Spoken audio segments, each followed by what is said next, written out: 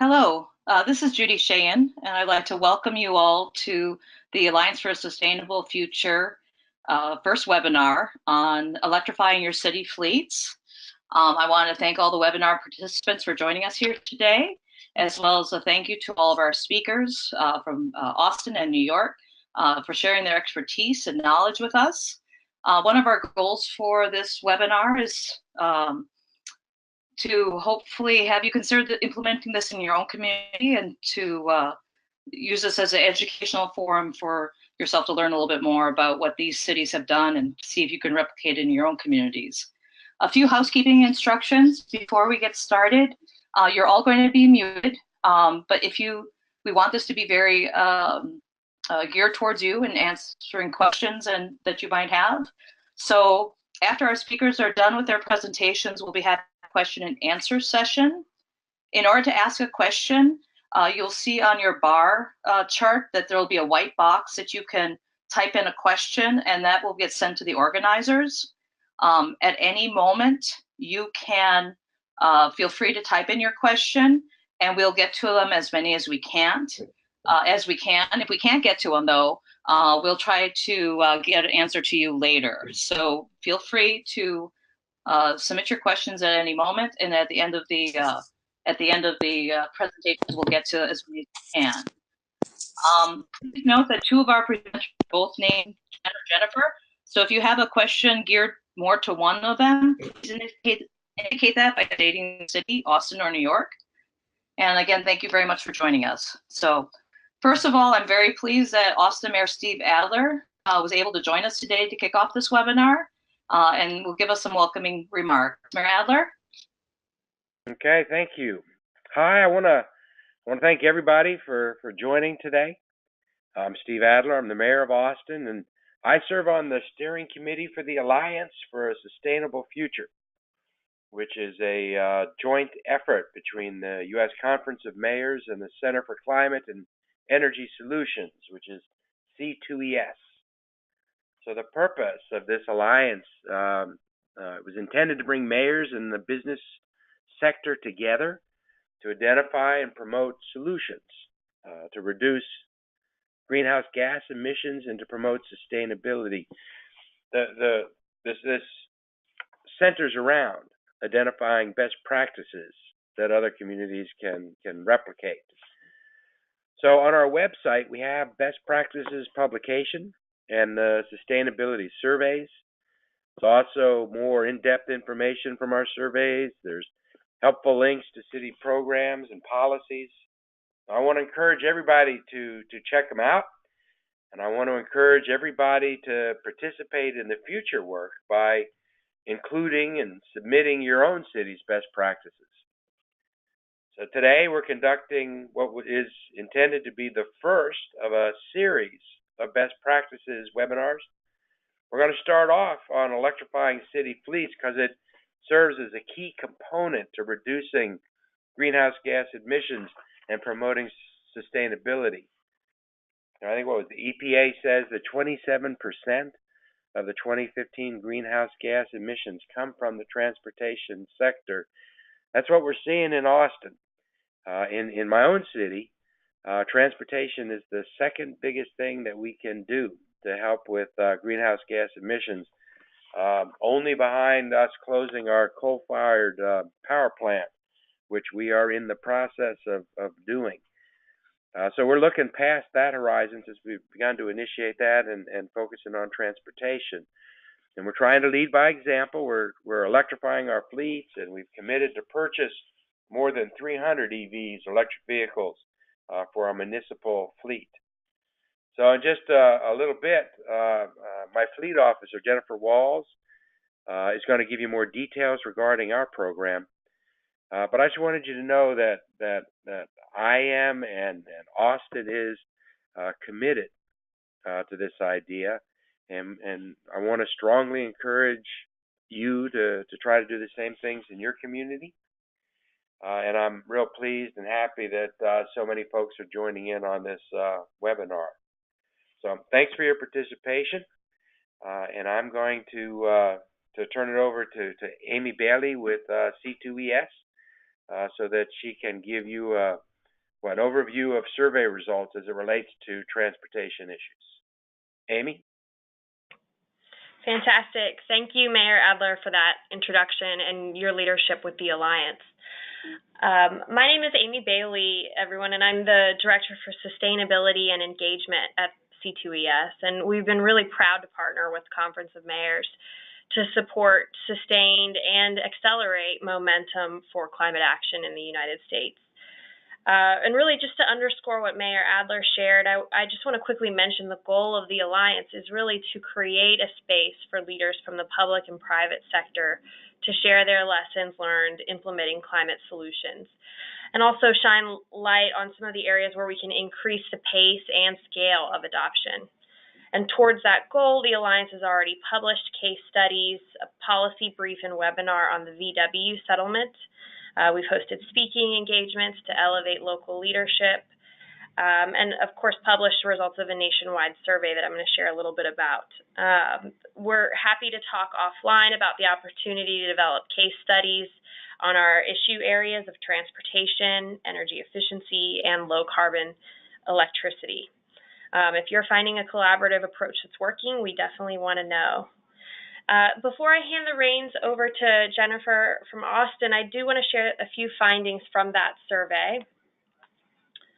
And so, of course, in order to highlight the activities that are working for localities and the things that are ripe for greater adoption, we did some data collection around the country. Last fall, the Alliance published the results of our local government survey that gathered information on renewable energy procurement, building energy efficiency policies, and alternative transportation policies and activities. We had 102 cities respond, which gave us really great information across the U.S. about what cities, large and small, are currently doing, but also what they're thinking about doing. I just want to note we will be opening the survey again this year, so please be on the lookout for that notice, and we'd love to do it bigger and better. So a quick look at some of the information that we gathered on transportation. So, we wanted to know about local government fleets, which is obviously one of the big focal points of this call. Of 99 responding cities, 2/3 already purchased green vehicles, and an additional quarter are considering doing so. You can see these figures broken down by city size at the top right figure right there. And then if you drop down to the bottom right figure, labeled figure 3, we could see that most commonly cities are incorporating hybrid passenger vehicles into their fleets, probably not surprising there. Electric passenger cars, natural gas heavy duty, and hybrid light duty vehicles are found in about half of the responding cities. Then you have options like buses that run on natural gas, biodiesel, and electric. They're much less common, but there are some examples of cities moving in that direction. We also found that cities are looking to leverage external opportunities, such as the VW settlement in that figure to the bottom left.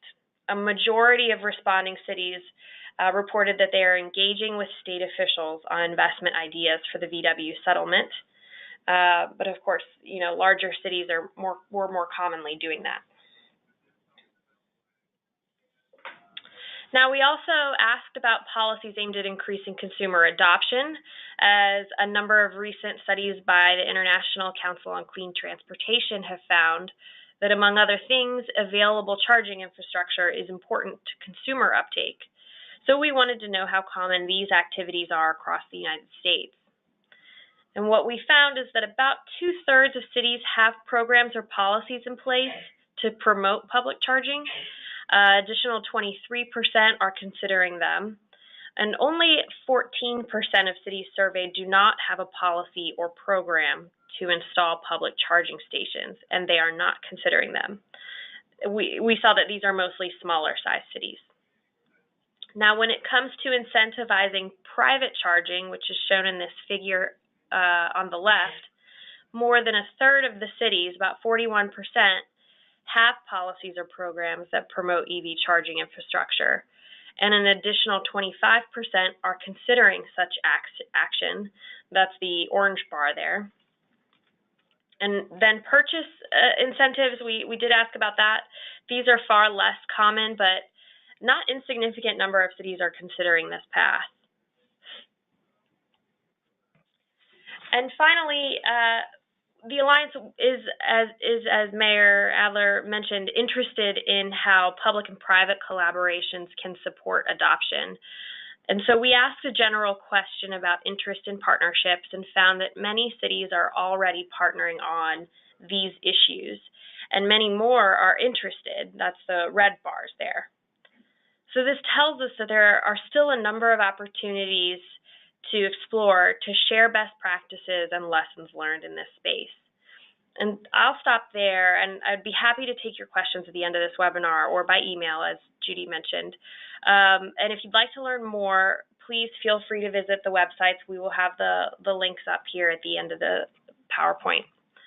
And with that, I'd like to turn it over to Jennifer Walls, who is the Fleet Officer at the City of Austin. Thank you, Amy. Welcome, everybody.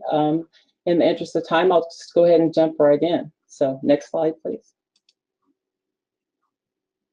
Okay, so in 2016, we got a council resolution that directed the fleet to look at the feasibility of transitioning our fleet to electrification. And so that's what we set about doing. Some of the information we were tasked at gathering is cost, return on investment, impacts to Austin Energy, and how this will progress us toward our goal of carbon neutrality by 2020. Next slide, please. So given that we're looking at our current fleet composition, and I should start off by saying this resolution is kind of followed on to the resolution that we had back in 2007. It stated that the city become carbon neutral by 2020. For the fleet, this meant through alternative fuels and electrification. And as you'll see in the next slide, in the slide that's up, we've made significant progress in the area of alternative fuels and hybrid vehicles.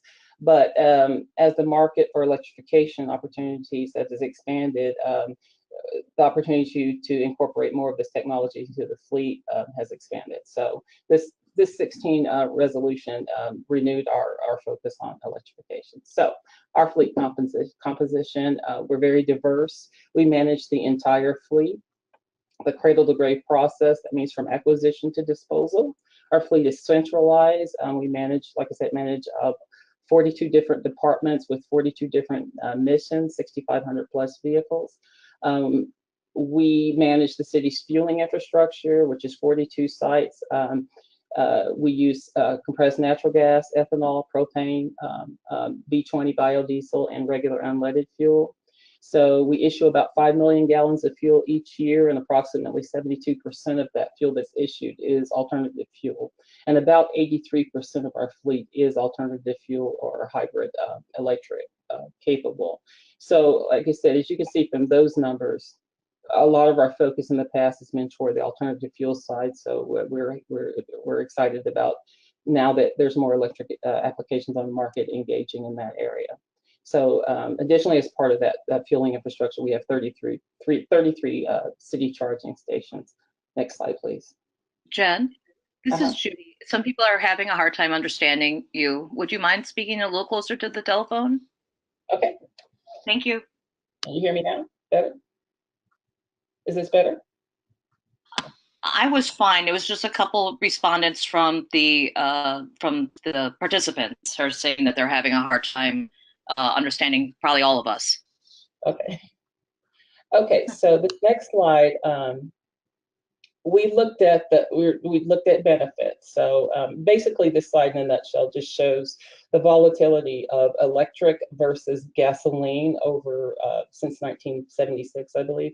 And so as you can see, the electric market's pretty stable as opposed to the gasoline markets, which is all over the place. And if anybody, fleet managers were around in 2008, 2009, when the price of fuel went up to $4, you know how catastrophic that was to all the city budgets as a fleet manager and providing that fuel. It was kind of crazy. So electric has shown to be pretty stable, and as a public sector fleet, that's a good thing for budgeting and impact to our taxpayers.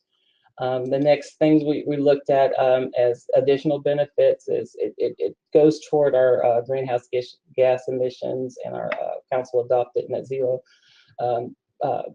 community-wide plan for 2050. Also innovation and leadership and employees in the community. The more the public sees these kinds of vehicles, or say employees drive them, they get used to them, I think it just expands the brand and makes it more accepting in the community. It also, I'm a proponent of a diversified fleet, so you never want all your eggs in one basket from a fueling perspective or from a vehicle perspective. It lessens the impact of any kind of volatility in those areas. And of course, fuel independence kind of on the national stage. Next slide, please. So first of all, after we analyzed the benefits, we analyzed our fleet, identifying close to 1,000 vehicles that could potentially fit an electric model. One important factor in doing this analysis is to make sure that you first identify the operational needs of the department. Nothing kills anything faster than buying a vehicle for someone who has a public service mission that can't use the vehicle and can't get the job done. It's critical to the success, and because many employees use vehicles to perform their jobs. Okay, so that being said, we identified those best candidates, and there was about 330 that we targeted. Next slide, please. Okay, after that, we analyzed the existing charging infrastructure, 33 that were in place. We also took the 330 that we identified and see where they were currently operating, in order to identify the optimal way of placing these charging stations so that they can support the new vehicles coming on. The challenge there is Austin's growing pretty quickly and departments move. So this is a dynamic process, constantly changing. It's a really deep dive and logistically to locate these charging stations in areas that support the vehicles. Okay. Next slide, please. So once we had selected the 330 vehicles, we did life cycle analysis. And basically this just shows, we looked at our maintenance costs versus the maintenance costs on electric vehicles, and it's about a little over half, so it's cheaper. We looked at the fuel cost. We have a number there, 1.1 million for the fuel, because that's for the plug-in hybrid vehicles. They may use some fuel. We looked at the cost of the infrastructure of the 330 charging stations. We added that. And then auction proceeds, if we sell the 330, we usually have a 10% residual on the sale of vehicles, so that we took that away. So all in all, at the end of the day, we looked at over 10 years, about a $3.5 million savings on going to electric vehicles on this. So next slide, please. So this is just another, this is cash flow for that very same scenario. I just wanted to show that over time. Next slide, please.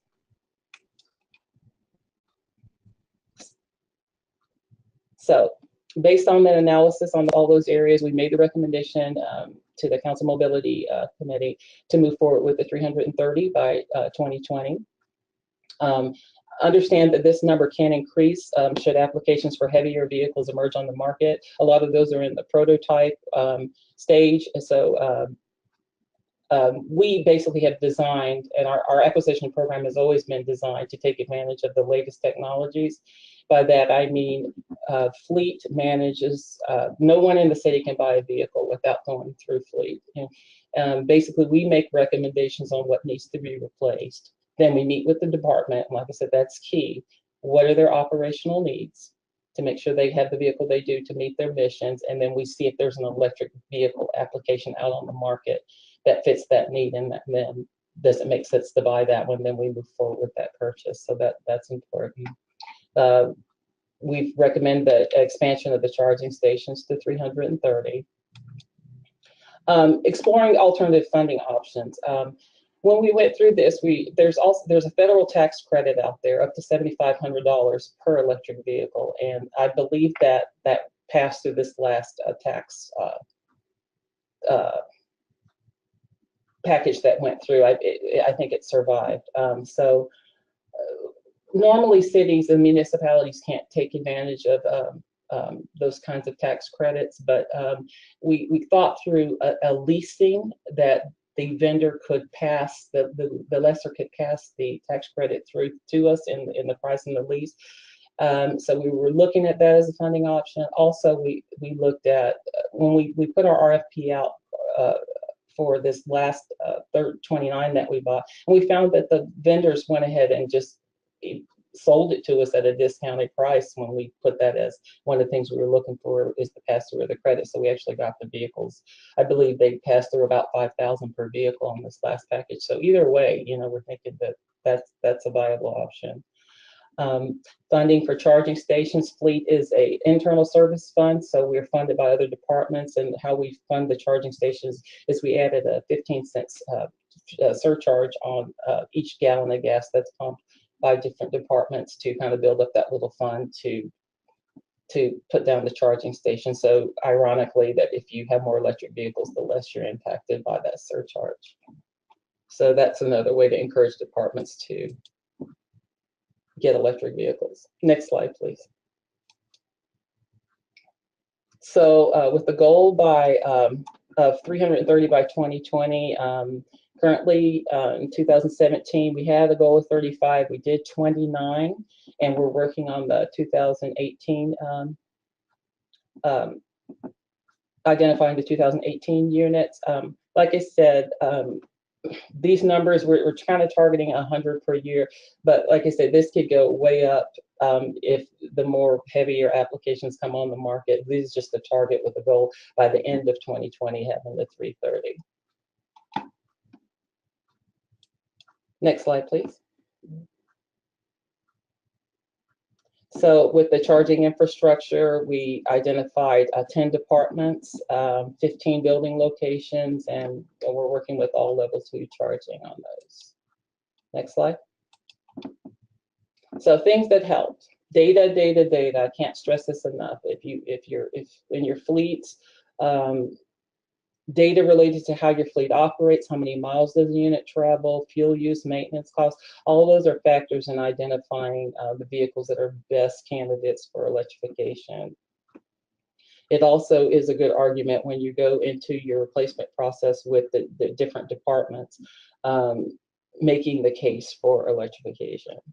Like I said, a strong centralized replacement process that's under the fleet house is critical, in that you can control and manage and move departments forward based on facts, and having that portion of it centralized where departments can't go out and do what they want is critical to meeting your objectives.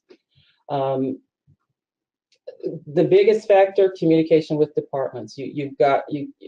If a department needs a vehicle that tows things, you can't give them a Chevy Bolt. So this communication, that'll kill the program. Like I said, you'll have a bunch of vehicles on the ground not being used. So the communication with department, engagement with department, the end user, that's your biggest, the person that you need to communicate the most with, the end user on their needs, and following up with them after they get it to see if it's meeting their needs, their operational needs.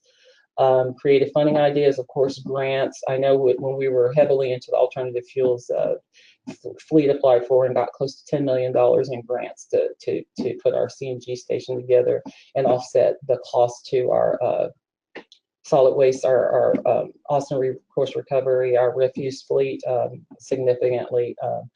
Also the tax credits also are helpful, and a lot of transitioning for that CNG was appealing to the department, saying, hey, let's get this CNG truck. I can offset the cost by 60%, and so getting those grants helps departments along because they see it as a positive that a lot of their costs can be offset.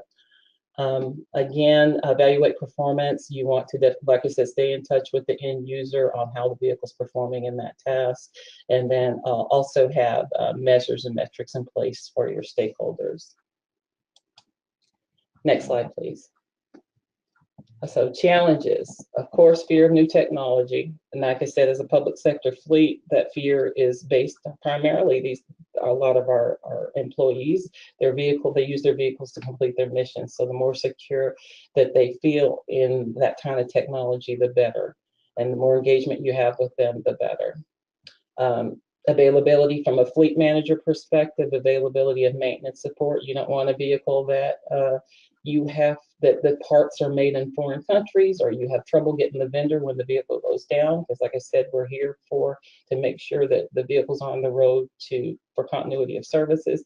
That balance has to be struck, and that can be a challenge with technology growing as quickly as possible. You got to make sure you manage expectations on that end and ask the right questions when you're dealing with different vendors.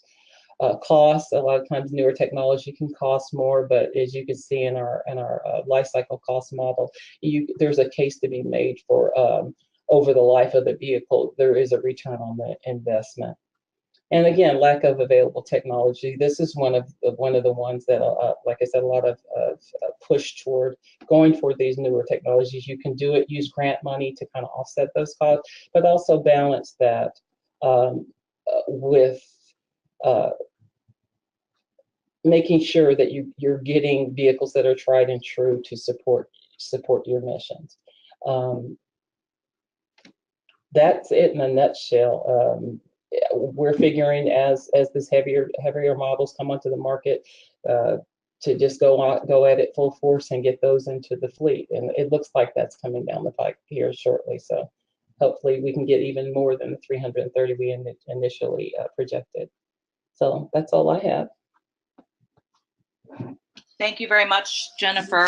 And my apologies, but something's going on in the backyard. I just wanted to let everyone know that these presentations will be available on our website. And we are also going to I think we can try to send them to you. I'd like to now turn to New York City, to Jen Roberton, Transportation Policy Advisor for the Mayor's Office of Sustainability, as well as Keith Kerman, Deputy Commissioner and Chief Fleet Officer for New York City. Together, they work on New York's fleet and sustainability programs. Thank you both for joining us, and I'll turn it over to you. Thank you. Yeah, this is Jen Roberton on the line now. I'm going to get started talking about our citywide initiatives, and then I'll hand the floor over to Deputy Commissioner Keith Kerman, who will provide more details on the clean fleet initiatives that we have going on here in New York. Next slide, please. So in 2015, New York City committed to reducing greenhouse gas emissions by 80% by 2050 based on 2005 levels. In 2017, the mayor recommitted to the Paris Climate Agreement after the United States withdrew at the federal level, which has several aggressive near-term 2020 emission reduction goals.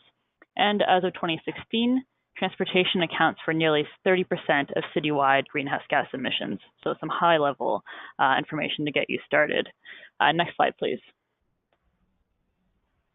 So right now, 90% of transportation greenhouse gas emissions come from private cars. So this really emphasizes why we're interested in electric vehicles, both in our fleet as well as in the public sector more broadly. Next slide, please. It's a bit of preaching to the choir here, but why go electric? We have zero tailpipe emissions coming from these vehicles. They contribute to improving air quality. New York City has some of the worst rates of asthma in certain neighborhoods. We want to mitigate that in every way possible.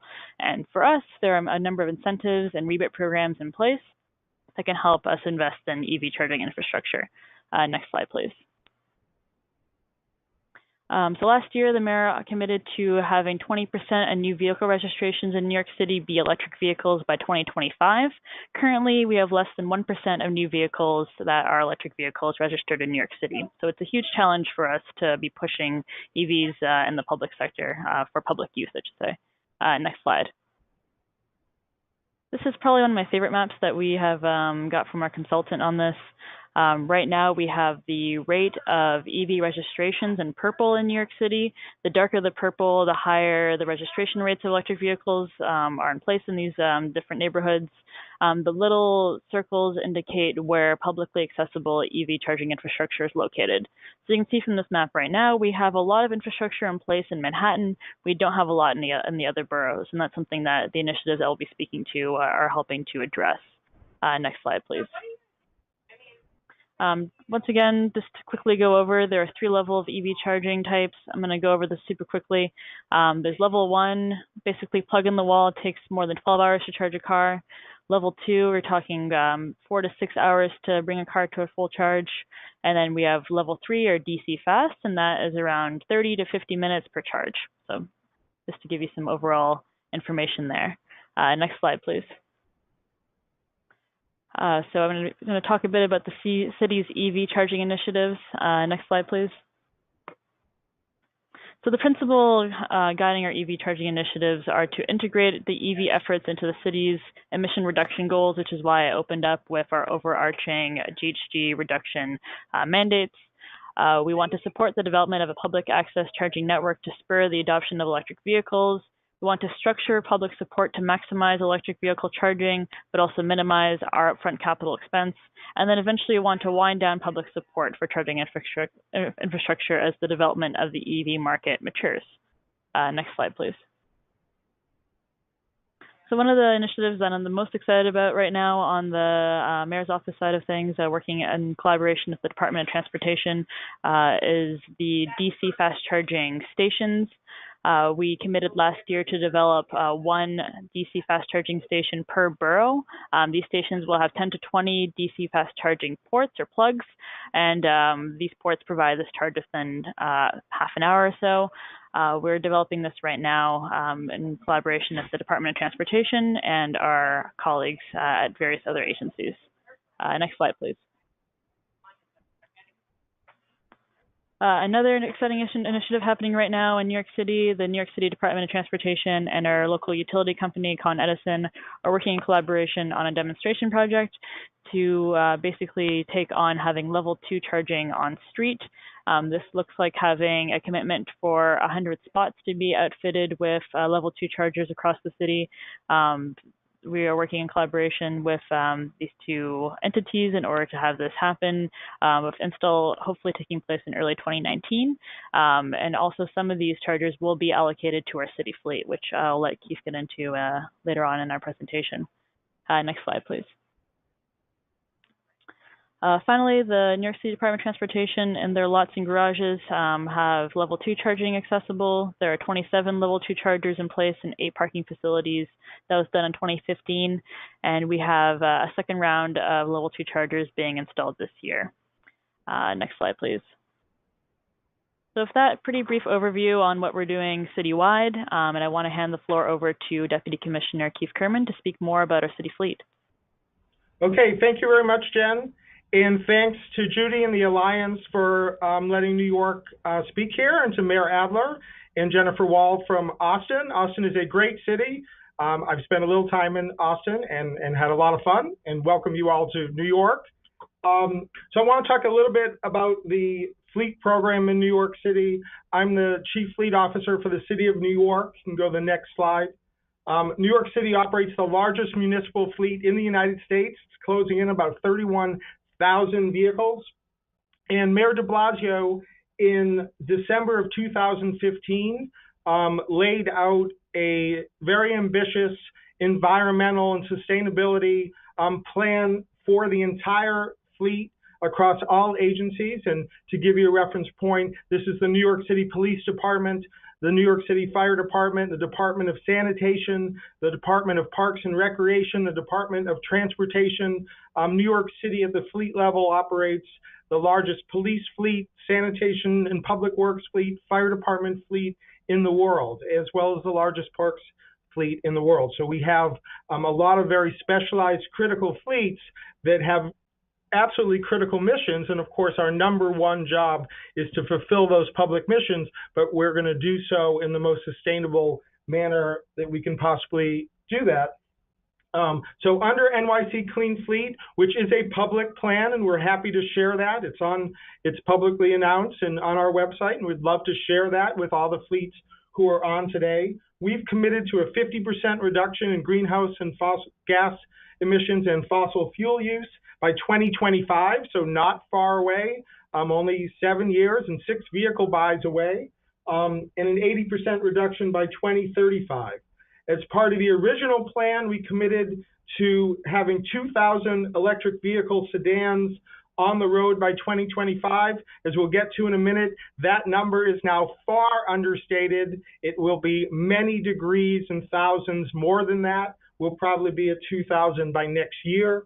To increase our use of biodiesel, renewable diesel, and where we can, natural gas, and to invest in other kinds of promising technologies, anti-idling technologies, start-stop technologies, auxiliary power units, other technologies. To give you a few examples, all our ambulances in New York City now use alternative power units to address idling.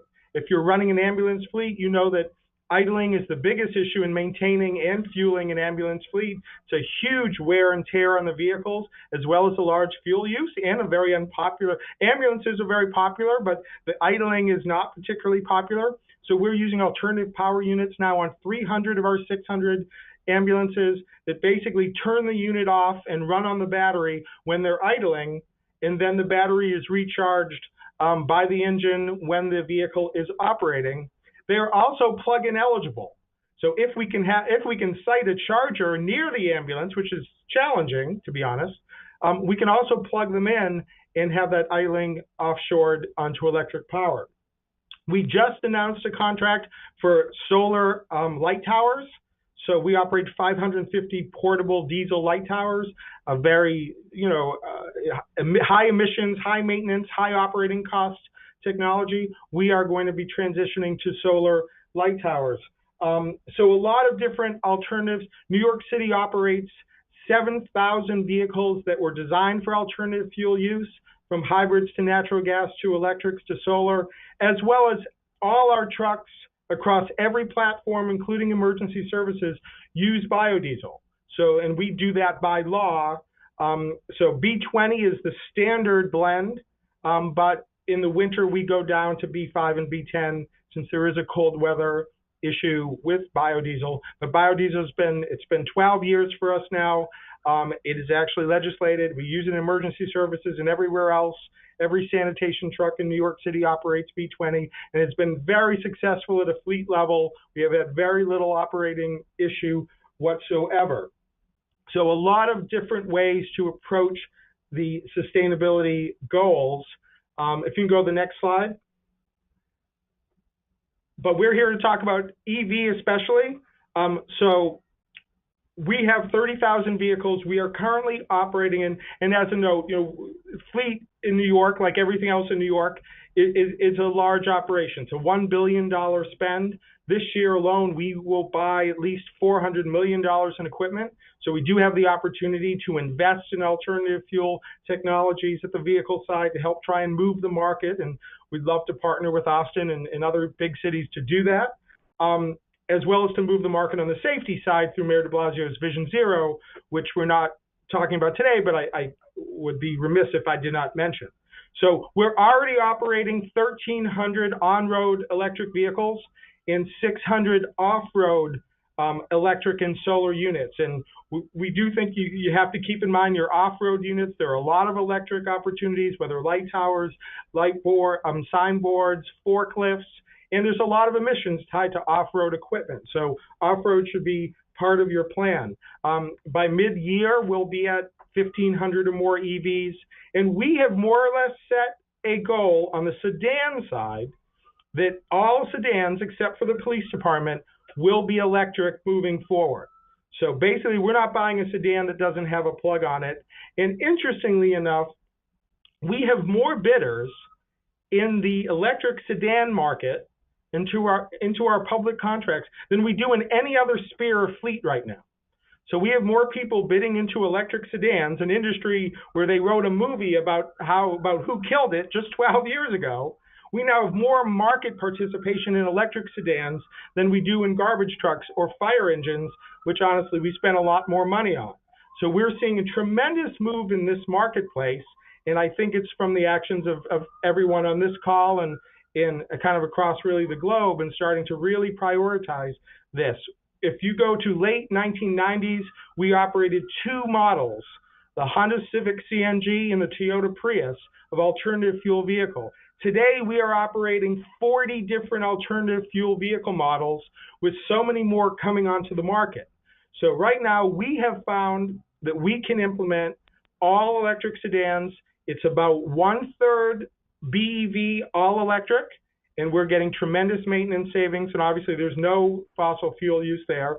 And still about 2/3 PHEV, the plug-in electric vehicles, which have the small gas tanks.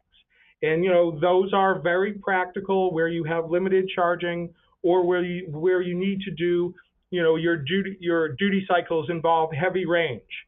So, and we've looked at the fleet use across different sectors, and where we do 40 miles or less a day, we are investing in BEV all electric. Where we do more, we invest in PHEV, and certainly vehicles that are involved in emergency storm response or other emergency operations. You want to have that backup in an emergency. You can't sit in an emergency for 6 to 8 hours to charge. So that's perfectly reasonable. Certainly, as a practical matter in the fleet world, PHEVs are more difficult to manage at an environmental level than a BEV. When we buy a BEV, we don't have to worry about whether it's getting plugged in properly. When you buy a PHEV, especially in our world, we have 80,000 vehicle operators. Not all of them are going to be as diligent in plugging in as opposed to just gassing up more regularly. So that is certainly something you have to monitor and manage, and that's been a bit of a challenge. But obviously the PHEV is a very viable piece, very viable approach. I will say, if you're following the marketplace, most of the action seems to be in sedans so far, but that really is changing. You're seeing Ford and others soon to come into the marketplace with PHEV and BEV SUVs. And for us, that's, everyone likes SUVs and fleet operations, like it's true everywhere else. And so we're very excited to be able to finally put a plug on these SUVs. Sprinter in Europe so far, but we're working on that, and Ford in Transit Connect are announcing PHEV and BEV van models. In our world, we operate 5,500 cargo and passenger vans, so that is another very exciting and promising market move. Then if you look at what Ford's trying to do, it's not plug-in, but with the new hybrid pursuit police vehicles, which is another 9,000 vehicles for us. Just those market moves that are all coming in the next 2 years in our world could improve the emissions dramatically on 17,000 units. So the marketplace, through all of the interest that this call represents and through all the investments happening so far in public-private fleets and, of course, at retail, are really moving the marketplace, and we're seeing a lot of action. Next slide. So, of course, the biggest challenge with the movement in fleet, if we were having this call 5 years ago, I would have told you the biggest challenge is there are no fleet models and there are no electric cars to buy. That is not our challenge anymore. There are electric models to buy. The clear big challenge, especially in New York City, which is space is at a premium if you've ever been around here, is rolling out the charging infrastructure. Next week, we'll announce that Fleet has completed its 500th vehicle charger for fleet operations with a little bit of public access in a few locations. That's actually the largest EV network in New York State, but it is still pretty small for what our needs are. So we've got 1,300 electric vehicles in 500 chargers, about 650 ports. So we have a big expansion program, and Jen talked a little bit about that. Currently, our entire initiative is level 2 charging, so 6 to 8 hours of charging. And up until now, that has worked for our duty cycle. Most of our electric vehicles were assigned in applications where you do a shift during the day and then you plug in at night, and you got all night to charge, so 6 to 8 hours doesn't matter. As we go to a much larger penetration and percentage of electric cars, that's no longer true. So we will begin, in partnership with the mayor's office, the installation of both public and publicly available and fleet-only fast charging. So we do not have a fast charger now. If we do this call in a year, we expect to have them all over the place.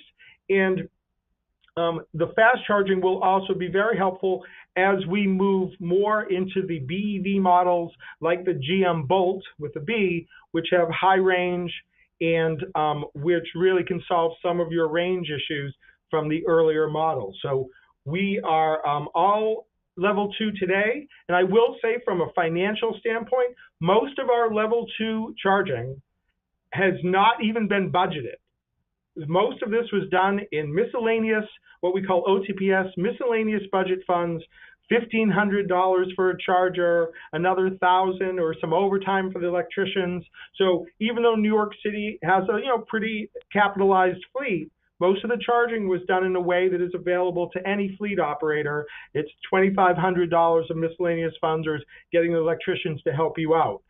One program we've done, which we are announcing the phase 1 completion of next week, is solar carports. So if you see behind that picture, that is an Envision solar carport. We have 37 of these around the city now. We'll be expanding that throughout New York City. It's a standalone carport. It is a vision of what zero emissions can look like at the vehicle and at the energy production level. This carport does not tie into the grid. It is tow and play. You drop it off. It can power about 3 electric cars a day, depending on your usage. It's basically the solar is feeding a 30 kilowatt battery. Run it on a Nissan Leaf or a GM Bolt like we do, and you have a zero emissions transport portfolio. It's not cheap, we'll admit that, not yet, but it is a production item. So if that kind of item could be scaled in price and there was a bigger market, you have a vision of how you can do zero on the transport side, and imagine one of these in everybody's driveway in the country. So we think very promising. Next slide.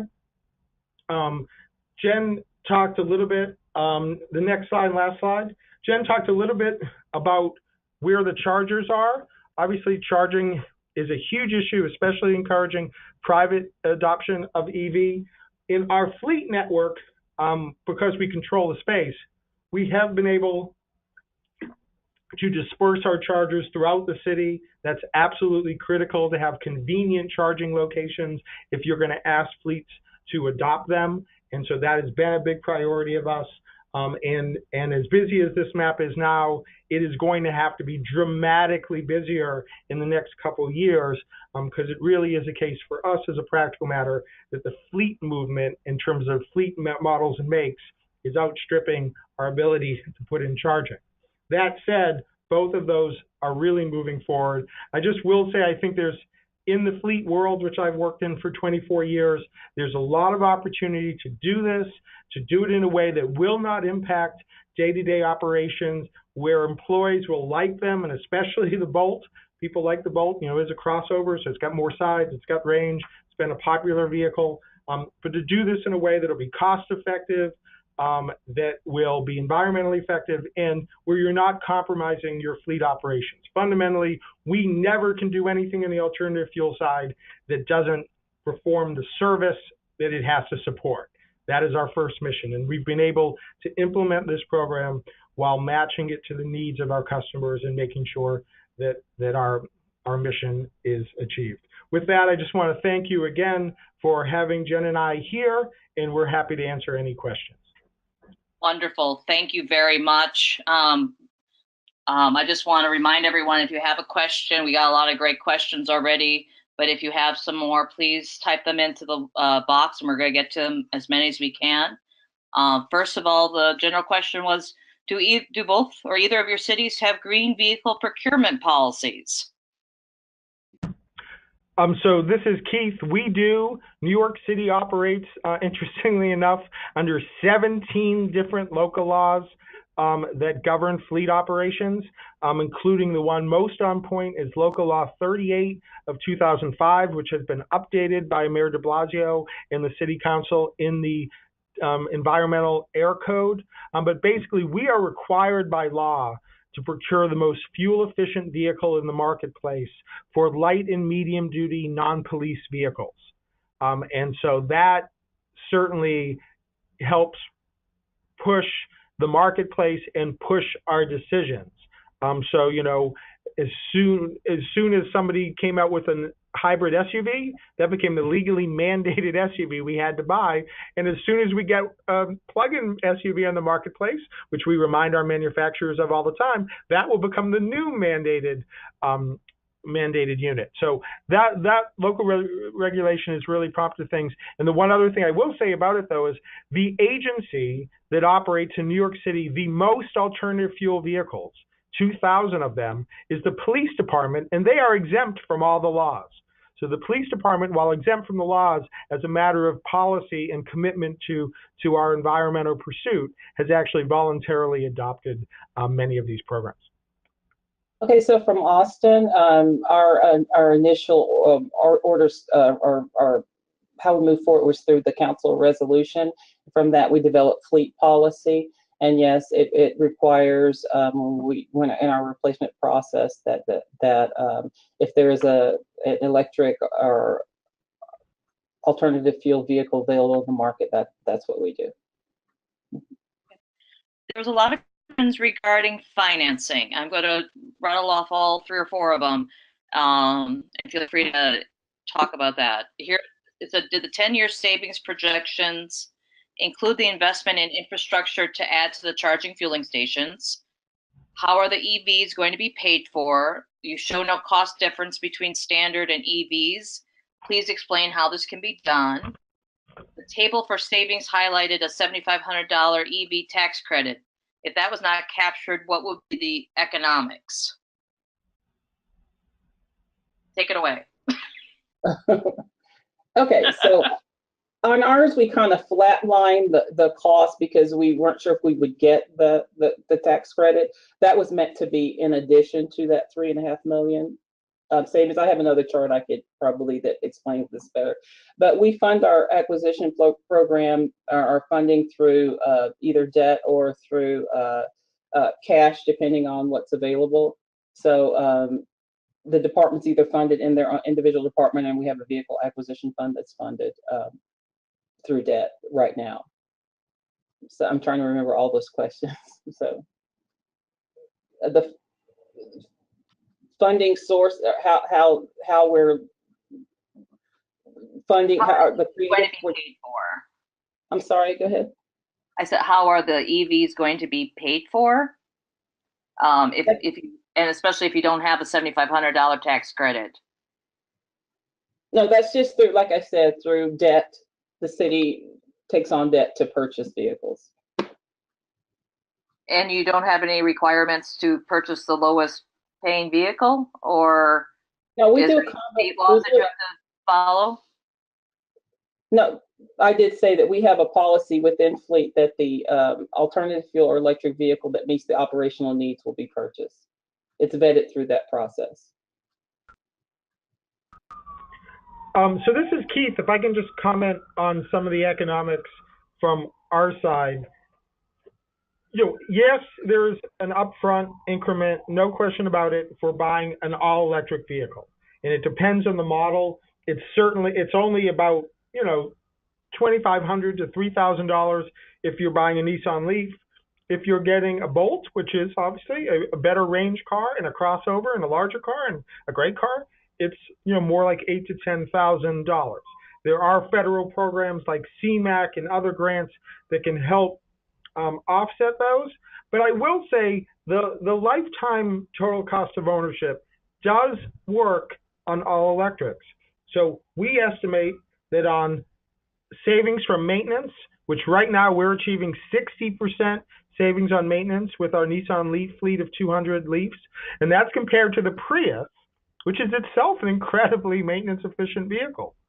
So we're paying about $900 on Prius maintenance annually and about $350 on Leaf maintenance annually, more or less, other than when we bash them up in crashes, which electric doesn't solve that, or the maintenance, the standard MVI and PMI maintenance and tires and some mirrors. We don't really have a lot of maintenance. Then, of course, you're saving on the fuel. We also are estimating that our all-electric vehicles, because you don't have the mechanical wear and tear issues, will last 2 years longer on average than our combustion engine vehicles. So based on our savings, we see $1,400 a year in total cost of ownership savings, which would more than offset the total cost of the vehicle, the incremental cost of the vehicle. So we think at the TCO level, there is a savings for even all electric vehicles, that they will pay for themselves over time, even if you can't get a benefit, a tax credit, or an offset, but a lot of those are available. Yeah, that's what I was saying. The reason those two are the same is because the current vehicle, if we were to buy just a regular vehicle, is usually cheaper than the electric model. So we kind of flatlined it there by taking advantage of the tax credit in there. Yeah. Oh, my apologies, but that leads me to my next question regarding maintenance. The question is, I'm curious to hear a deeper discussion about fleet maintenance and how they're adapting to electric vehicles. Did staff receive new training? I think you answered the next part. Do vehicles experience greater downtimes or have to be sent to the dealer if staff are not able to make repairs?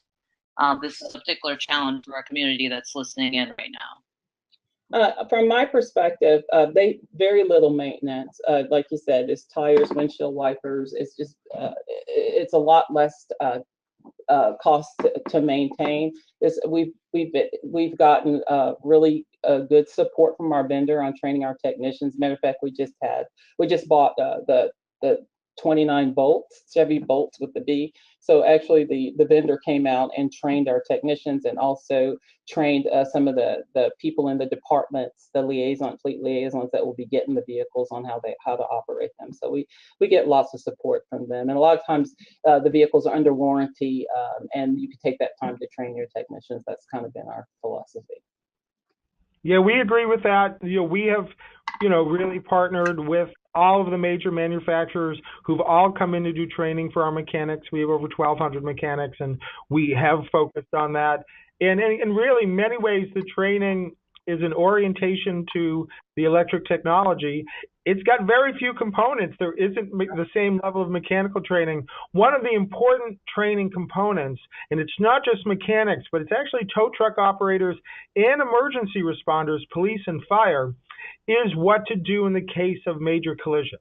So this is obviously much larger than your regular car battery. This is a huge battery and very powerful batteries that are in electric cars and only getting larger and more compact. So one issue that you do need to train for is the turn-off switch and how to approach an electric car that's been in a major crash, how to turn off the juice to the battery, what to do and not to do when towing and maintaining after collisions. That safety item is very important to train. Beyond that, though, there really is much less to learn. You don't have an engine. Okay. I think we have time for one more question. The question was, is the plan for each electronic vehicle to have its own dedicated space and charging port station? And related to that, is a public are allowed to, when visiting the buildings, use those charging stations as well? Currently in the city of Austin, the charging stations that we have, the 33 that we have for city-owned vehicles, are dedicated to city vehicles. We're right now, initially when this plan was done, we were looking at just a charging station for each individual vehicle. But as we've kind of progressed through this, working with Austin Energy, we're looking at DC fast charging as well for our vehicles, and as a way to offset the one-for-one. Especially with our city growing and the logistics of trying to have locate vehicles with charging stations in facilities that may or may not be there in the next couple of years, the movement of departments. So we're really looking at having some of those city-owned DC fast charging stations possibly located at our major fueling sites, so that kind of the mindset in fueling will be that of what you would do with fueling in a vehicle. I mean, with gasoline or something like that. For New York, it's very similar. Right now, only one of our 500 fleet chargers is publicly accessible, and that's kind of like been our pilot program on how to do that. It's actually a workplace initiative. But in the next 2 years, and actually tied to a local law 130 that requires this, we will begin our first co-available charging sites that are going to be both for fleet and the general public. We are partnering with the New York City Parks and Recreation Department to do that in some of their publicly available parking lots at marinas and beaches to start. And then we'll be expanding that to public garage locations in partnership with the city DOT in some of the public fast charging that Jen from the mayor's office talked about. So as of now, no.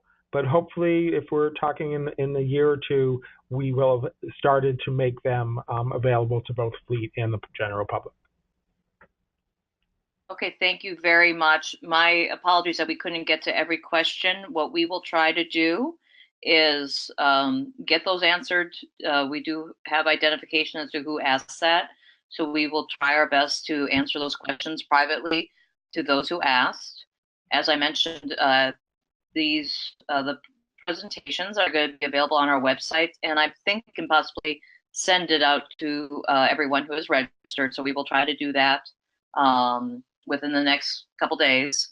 And then I think that's it for housekeeping. So as we wrap up, I want to thank all of our speakers, Mayor Adler, Amy Bailey, Jennifer Walls, Jen Roberton, and Keith Kerman.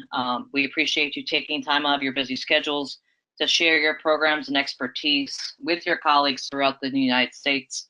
And I hope that others will decide to take up this initiative as well. We do have, if anyone does have any follow-up questions, I think on the very last slide is a contact information for myself and Amy Bailey. And if it's okay with our speakers and presenters, we like to, we can do some follow-up and help you if you would like to explore this in your own community. And with that, I would like to conclude this conference call, and thank you all very much and wish you all a very lovely day. Take care.